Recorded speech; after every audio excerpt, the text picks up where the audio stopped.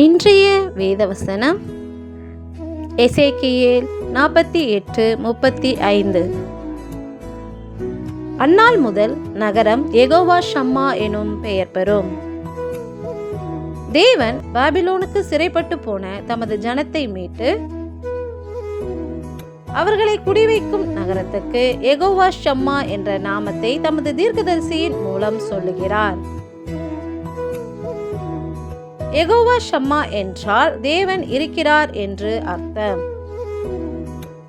அப்படியே தமது ஜனத்தை மீட்ட தேவன், நான் உங்களுடனும் இந்த நகரத்துடனும் இருப்பேன் என்று அந்த நகரம் யெகோவா ஷம்மா எனப்படும் என்று சொல்லுகிறார்.